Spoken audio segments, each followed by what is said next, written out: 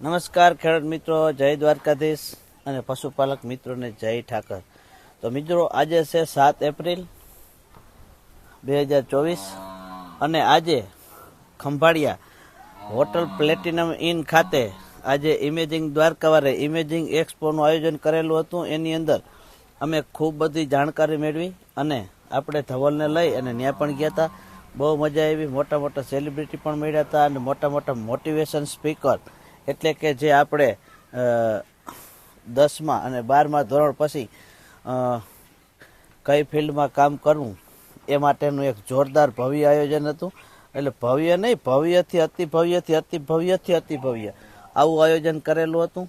તો આપણે એ બધું ધવલની જે ધવલો ધ કોમેડી મેન ચેનલ છે એની અંદર આના વિડીયો અમે કેચઅપ કરી નાખ્યા છે ને એના દોસ્તાર એના બધા જે મિત્રો ભટકાતા એને એમાં બધા ઉતારી દીધા છે. અને હવે આપણે આપણો વિડીયો શરૂ કરી. તો આપણા વિડીયોનો આજનો કંઈક ટોપિક એવો છે કે મિત્રો જ્યારે ને ત્યારે આપણે પશુપાલક અને ખેડૂત ભાઈઓને અલગ અલગ પ્રશ્ન આમ ઉદ્ભવતા હોય કે જેમાં 10મા વાળાને અને 12મા વાળાને જેવા જેવા પ્રશ્ન આમ પોતાના આમ આત્માથી આમ હક ના લેવા દેતા હોય કે પાસ થાય, ઓછા ટકા આવે તો શું કરવું. એને વળી આપણે ખેડૂતને એમ થાય કે ખેતી કરું છું આમાં બરોબર મજા નથી આવતી કે આમાં એટલો પ્રોફિટ નથી રહેતો. પશુપાલન કરું, પશુપાલન કરતા હોય એને થાય જગ્યા થોડીક લઈ લઉં, પાણીવાળી જગ્યા લઈ લઉં. તો મિત્રો ખાસ કરીને કરવા જેવું ધંધો તમે કરો ને, ધંધો રાજા હે. મારું કહેવાનું આવું થાય છે કે ગમે એ ધંધો કરો પણ કરવા જેવો કરવાનો, ના કરવાનો કોઈ કરે નહીં.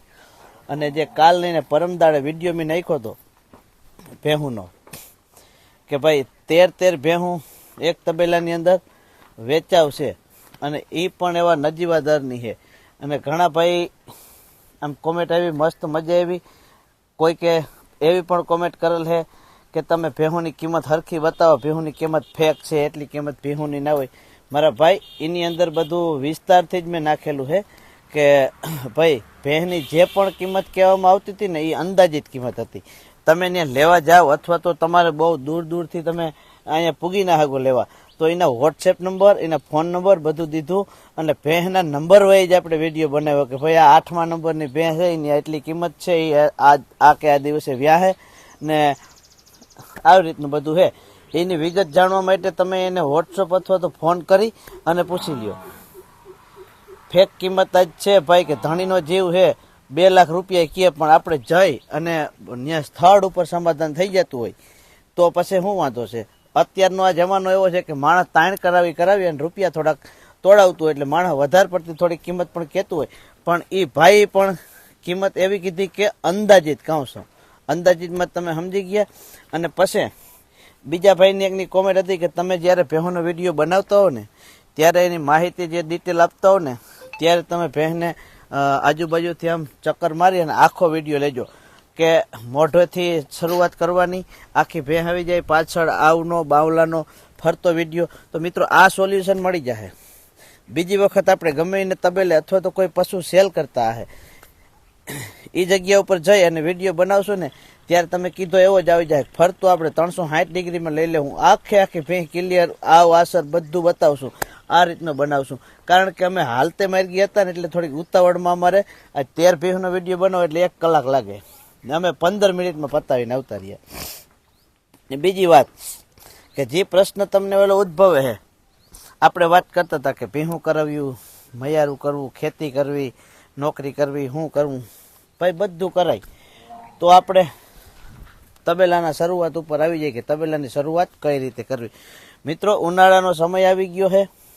ખરેખર પાણીના ટહકા થોડા થોડા હોય અને શરૂઆત કરવાનો મેં આની અંદર આખો વિડીયો નાખેલો છે. એ તમે જોયો હોય. ઘણા મિત્રોએ શરૂઆત કરી છે 2-3 પશુથી. તો જેને 2-3 પશુથી દિવાળીથી શરૂઆત કરીને એને અટાણે સેટલમેન્ટ થઈ ગયો છે અને હાલની તારીખે એ લગભગ બીજી 2 પશુ લેવાની તૈયારીમાં હશે જ, કેમ કે ફિટિંગ પડી ગયું જ હોય. તો આ રીતે પશુની શરૂઆત તમારે કરવાની કે જેને નવો જ તબેલો બેહાડવો છે ને એ ખરેખર નાનું સૂનું આવું જે મારે દેખાય છે તબેલો સાદો એક ઢાળવાળો આ રીતે બનાવી અને 2 થી 3 પશુ રાખી અને કરી શકે. અને 2 થી 3 વિડીયોની પહેલાં એક ભાઈની કોમેન્ટ હતું કે ભાઈ જગ્યા ના હોય આપણે ખેતીની જમીન તો શું કરવાનું. તો આપણે પશુ રાખી હગી. અરે રાખી હગી ને કેમ ના રાખી હગી. આણંદ અમારા કુટુંબીજનો છે એને 45 50 ભેંસો છે. મિત્રો કોઈ એવું નથી કે આપણે ખેતીવાડીની જમીન હોય તો જ આપણે રાખી હગી પશુ, આવું કંઈ નથી હોતું. અમારા ગામની અંદર 7 વીઘાવાળા છે એના આગળ 35 ભેહું છે. વિચાર કરો જોઈએ 7 વીઘામાંથી ડૂસો પૂરો ના થાય, ભેહુંના પોદરા નાખવામાં એટલે લગભગ 7 વીઘા તો જોઈ. પશુપાલનની અંદર સક્સેસ થાય, તમને કહું કે 80% માણસ સક્સેસ થયા છે અને 20% માણસ અનસક્સેસ થયા છે. આવી રીતનું હર કોઈ ધંધાની અંદર હોય. તમે ખેતી કરતા હો તો ખેતીની અંદર 100 જણા સક્સેસ થતા નથી. 100માંથી 20 જણાને ખેતીમાં સક્સેસફુલ નથી, એને સફળતા નથી મળતી. તો આ ધંધો કંઈક એવો છે કે આની અંદર તમને 100માંથી 20 જણાને કદાચ સફળતા ના મળે. એ માણસ કદાચ અમારો વિડીયો જોઈ જાય તો એને નેગેટિવિટી થોડીક થઈ જાય કે આ ભાઈ બકવાસ કરે છે, શું થાય. પણ મિત્રો ખરેખર આ જોજો હામું આ બધું કડિયા કામ હાલે છે ને આ મકાનનું ને, આ કંઈક અમે ખરેખર ભીહુંને દુવા દઈને તો એના થકું જ હાલે છે. કેમ કે જે અમારી 3-4 લાખ રૂપિયાની આવક ખેતીની હતી ને, એ 3-4 લાખ ખેતીની આવકની સામે 365 દી કાઢવા પડતા હતા. 365 દી 3-4 લાખ રૂપિયામાંથી આપણે કાઢીએ ને, એટલે તમે જ વિચાર કરજો કે અત્યારના સમયમાં ના નીકળે. તો સાઈડમાં આ ધંધો આપણે પશુનો કર્યો છે, 5-6 લાખ રૂપિયા આમાંથી થઈ જાય. તો આપણે એમ થાય કે સારું મકાન બાંધીએ, સારું મકાનની અંદર પ્લાસ્ટર કરી લાદી નાખીએ. બધાના સપના તો હોય કે મોટરસાઇકલ સારી લઈ, સારી 4 વ્હીલ લઈ. હજી આપણે 4 વ્હીલ લેવાનું નથી, 4 વ્હીલ આવી જાય પણ થોડોક ટાઈમ લાગી. હજી અમારી ચેનલ અવળી છે, અવળી થાય ને એટલે આવી જાય. આ તો થોડુંક મેજિક વાત મજા આવે એવા હાટું કરું. પણ ખરેખર પશુપાલન આપણે જો ભાઈ શું છે કે એક આપણી લીણા દેવી હોવી જોઈએ. અમારી ભાષામાં કહી તો કે જેના માટે પશુમાં લીણા દેવી હોય ને એ લોકો આ ધંધો કરે ને તો હારામાં સારું છે. અને શરૂઆત તો હું તો એમ જ કહું કે તમે 2 પશુથી કરો, 4-5 મહિના થાય કંઈક એમાંથી કમાવો, પછી બીજા 2 લ્યો. તો આજે આપણે વિડીયો ઘણો બધો વાત કરી દીધી છે. અને આપણે મને એક એવી ઈચ્છા છે કે થોડીક વાત આપણે હજી પણ વધારે કરી દઉં તો વાંધો નહીં. કે ભાઈ ઘણા માણસને એવો પ્રશ્ન મનમાં ઉદ્ભવતો હોય કે પહેલી શરૂઆત જ કરવી છે તો તબેલો બાંધવો ભાઈ જરૂરી છે.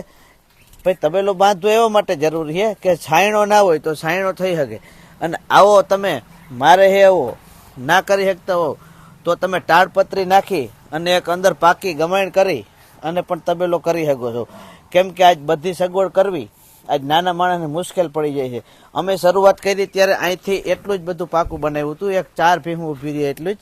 અમે ગામમાં રહેતા, ત્યાંથી વાડીએ આવ્યા. ત્યાર પછી એમ હતું કે આ ગામમાં રહી હઈને ભેહું રાખી વાડીએ 2 જ ભેહુંથી શરૂઆત કરી હતી. અને અહીંયા બાંધતા આંબલીનું ઝાડ છે એને નીચે જ કંઈ પત્ર નાખેલા નહોતા.